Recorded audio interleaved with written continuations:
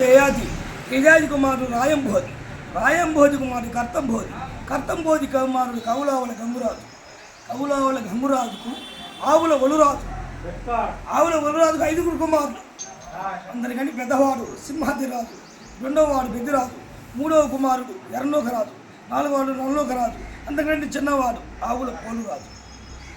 వీళ్ళు ఎలమంచిని ఏదే టైంలో బ్రాహ్మణులను పిలిపించి 10 సంవత్సరాలు పరిపాలన చేశాడు ఆ యొక్క ఒలురాజు. ఎలమంచిని బ్రాహ్మణులు పిలిపించి అక్కడ వాళ్ళకు ఏమి కరువు కాటకాలు వచ్చి నాన్నగా ఇబ్బందులు పడుతుంటే అప్పుడు బ్రాహ్మణులు పిలిపించి, అయ్యా మేము ఇక్కడ రాజ్యాన్ని పరిపాలన చేస్తున్నాము, మరి ఇక్కడ తినడానికి తిండి దొరకటం లేదు, ఉండటానికి ఇల్లు దొరకటం లేదు, పశువులకు ఏమో మేత లేదు, ఏమి చేయాలని అయ్యగారులను అడిగింది.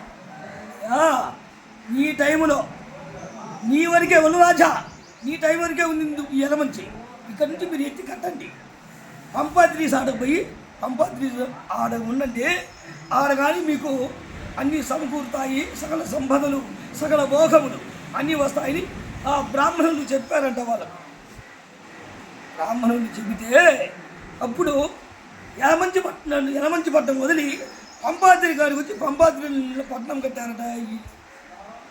ఎవరికి ఢిల్లీలు కానీ వెళ్ళదు, ఈ సింహాద్రిరాజు కానీ ఒలురాజు కానీ నల్లరాజు కానీ ఎవరికి సింహాద్రిరాజు, పెద్దరాజు, ఎర్రనోకరాజు, నల్లనోకరాజు, పోలురాజు, అందరికంటే ఆ 5 తోడ కొమ్మరక్క వాళ్ళ ఆడపిల్ల.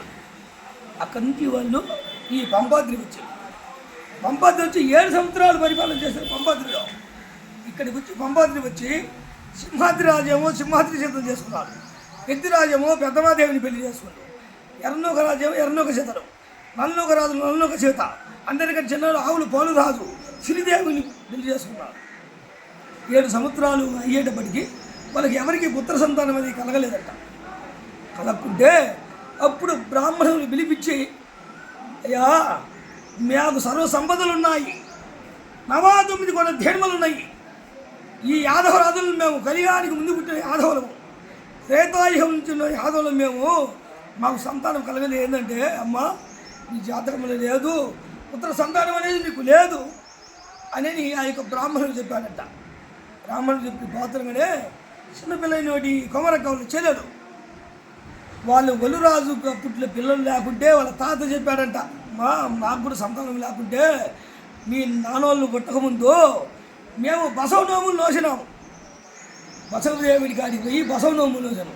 ఆ బసవదేవుడు వరప్రసాదంతో నాకు 5 కుమారులు నువ్వు పుట్టినావమ్మా, బసవనోములు వచ్చి పుట్టినావు అని మా నాన్న చెప్పినాడు. నాకు వదినలారా అన్నలారా మీరు మన మందల ఉండే బసవదేవుడిని తీసుకువచ్చి పాలవెల్లి కొట్ట ఏర్పరిచి, పాలవెల్లి ముత్యాలు గుర్చి ముక్కులు ఏర్పరిచి, రత్నాలు గుర్చి రంగులు ఏర్పరిచి ఆ యొక్క పాలవెల్లి కొట్టంలోకి ఆ బసవదేవుని తీసుకొచ్చి ఆ బసవదేవుడి కాడ మీరు నోములు నోమండి మీకు సంతానం కలుగుతుందని ఈ కొమరక్క చెప్పాదట.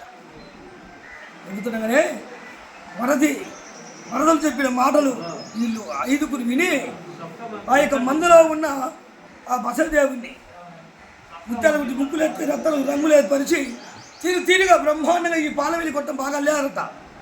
పూలతోటి విరజాదులు, సంపంగులు, మల్లెలు, మొగ్గలు తోటి బ్రహ్మాండంగా అలంకరించి ఆ యొక్క మందగాడికి పోయి వేడుకున్నారంట.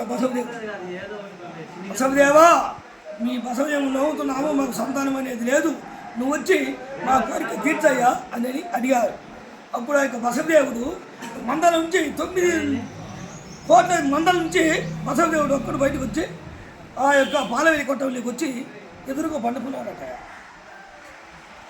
ముందు కాలుకు సాపి కాలు ఎన్నికించి బాగా బసవదేవుడు పండుకున్నాడట. అందరికంటే పెద్ద కోరలేని వంటి సింహాద్రి భార్య సింహాద్రి